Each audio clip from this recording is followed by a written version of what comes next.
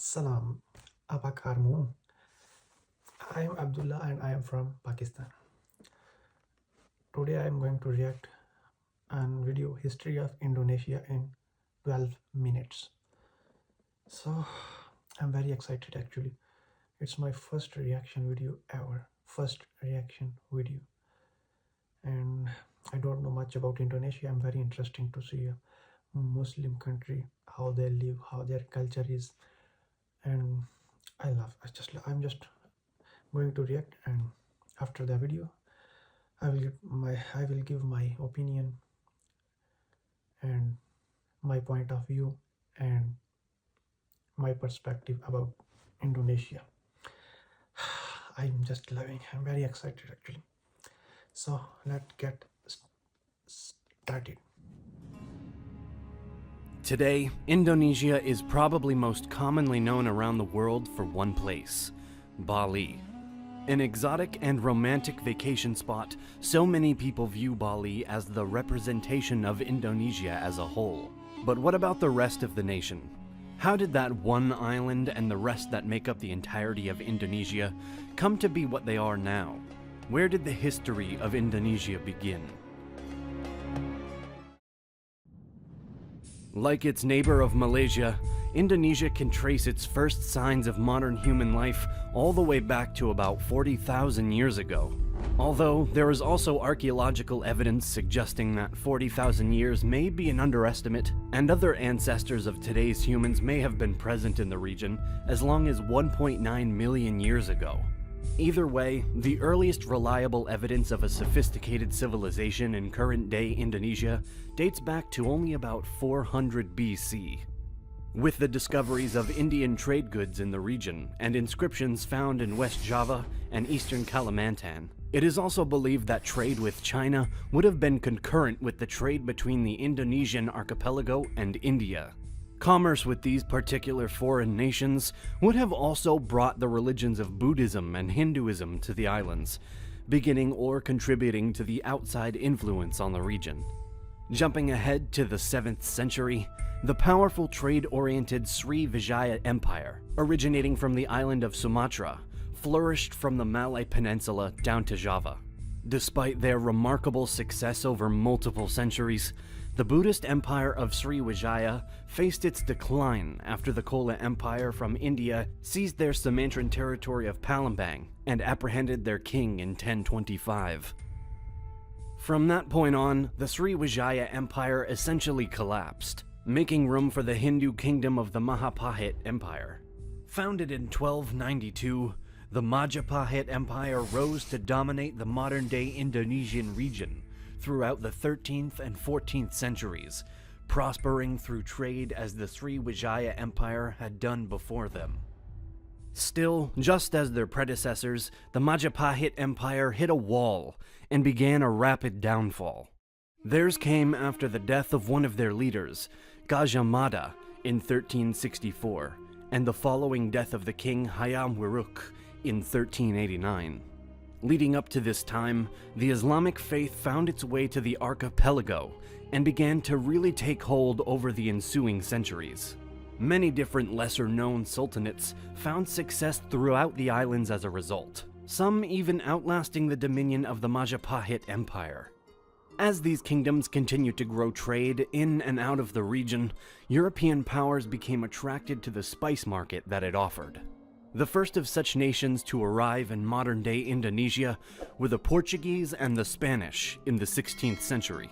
While Spain did attempt to exert some dominance in the Maluku Islands, also known as the Spice Islands, their authority in any part of the Indonesian archipelago was short-lived, due to contesting efforts of Portugal and later the Dutch and British. The Portuguese were initially triumphant in the Malay Peninsula, capturing Malacca in 1511. From there, they aimed their sights towards the Spice Islands, beginning their bid to take control of the spice trade in 1512. While they had some levels of success, they were fairly quickly pushed out through the arrival of the Dutch by the 17th century. In terms of the colonial powers, the Dutch were surely the most prominent intruder into the Indonesian islands. The first Dutch expedition set off for the archipelago in 1595 under the command of Cornelius de Houtman and dropped anchor at the shore of West Java. Around this time, the Dutch East India Company was formed in order to control trade between the Dutch Republic and the nations throughout the Indian Ocean. The Dutch East India Company was given a significant amount of autonomy by the Dutch government, allowing them to dominate trade throughout the East Indies and keep their competitors, notably the British and Portuguese, at bay. While the original focus of the company was to maintain commercial authority and prosperity, they began to shift their attention as they took control of Java and its neighbors. During the 17th century, the Dutch East India Company made a gradual transition from a leading sea and trading power to more of a colonial-type establishment, after centering themselves in the fortified port of Jakarta, Batavia, or modern-day Jakarta. Working to gain more jurisdiction throughout the Indonesian islands, the Dutch East India Company was also able to capture Malacca from the adjacent Malay Peninsula in 1641. When the 18th century came around, though, the company began to struggle with corruption, conflict, and a slow collapse into bankruptcy, which resulted in the Dutch government revoking their charter and seizing all of their possessions in 1799. In 1800, the Dutch East Indies was founded, made up of what would later become Indonesia, but for the time being served as the new Dutch colonial administration in the archipelago. This establishment grew over the 19th and part of the 20th century, although some ups and downs such as the Javanese War from 1825 to 1830, ending in a Dutch victory, did exist. Also, in 1825, the Dutch captured Palembang, the former territory of the Sriwijaya Empire. During this period, the Dutch also settled disputes and clashes with Aceh, Lombok, and Sulawesi, and continued to expand their dominion. In the course of the Dutch colonization, the people of the Indonesian islands were treated vastly unfairly.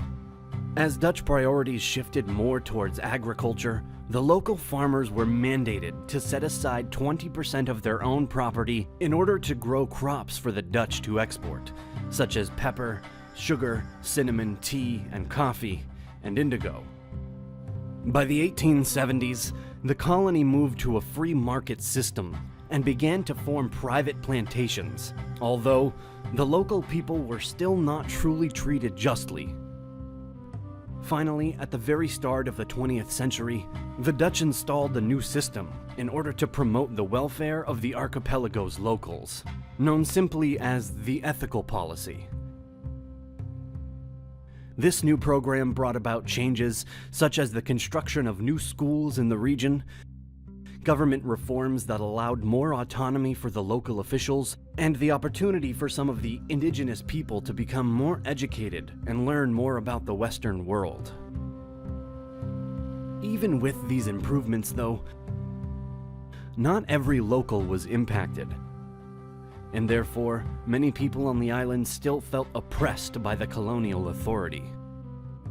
Over time, these feelings of resentment culminated in nationalist movements and a push for ultimate independence.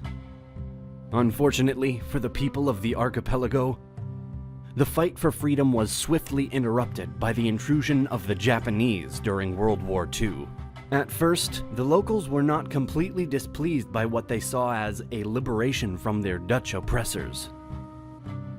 When the Japanese occupation of the region began, they were quick to win favor from the Indonesian people, doing so through their use of natives for administrative positions, unlike the Dutch and their willingness to support Indonesian nationalists.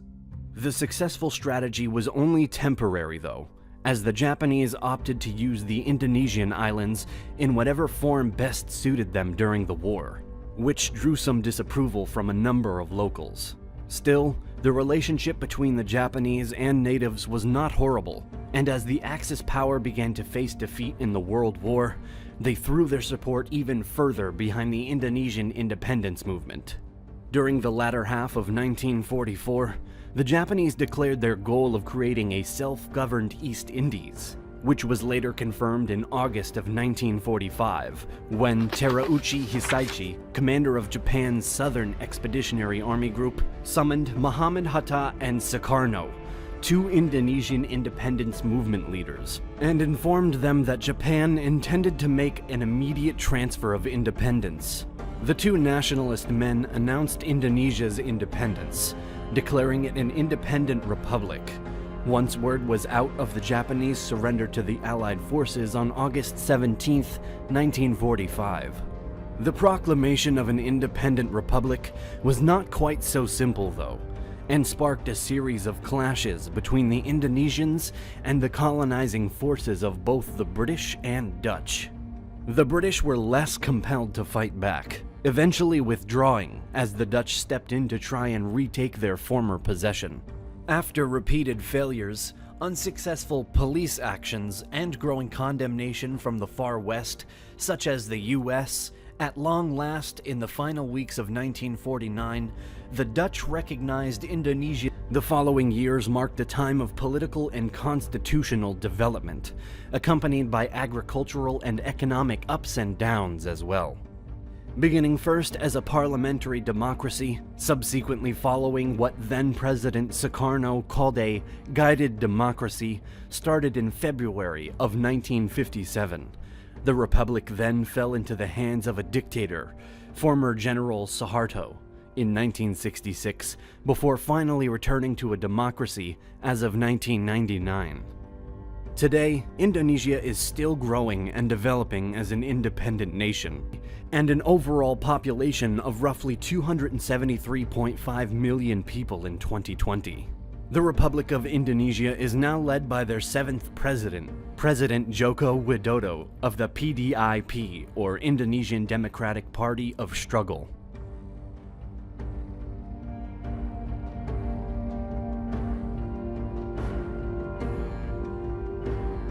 Special thanks to Lucian, Celestine, Solanjun, George, and these credits. Okay.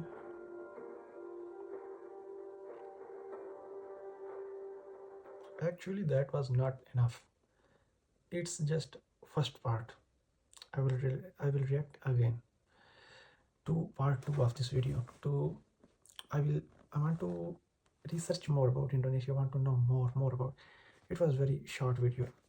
And honestly, I'm very excited to know a lot of Indonesia. Actually, it's interesting, and I was shocked when I saw dictator in Indonesia. I think he ruled almost 30 years. He dictated, and after 30 years, democracy returns. Wow, that was something very different for me. I'm surprised, and the French peoples do very bad to Indonesian people fast, and his history is very tough for Indonesian people. They are very strong people actually. They have very strong history. They're very powerful people. And I'm honestly, I don't understand a lot of things because it's very short video. I want to make 5 parts more about history of Indonesia. If this video get good response, I'm going to make videos about every single thing about Indonesia. And thank you so much guys for watching me. Subscribe, like, and comment. Do you like my reaction or not? Or comment, tell me, should I make more videos about this? Prefer me some videos where I should react. Okay, and thank you so much for watching the video. Tuhan oleh. Take care of yourself. Allah Hafiz.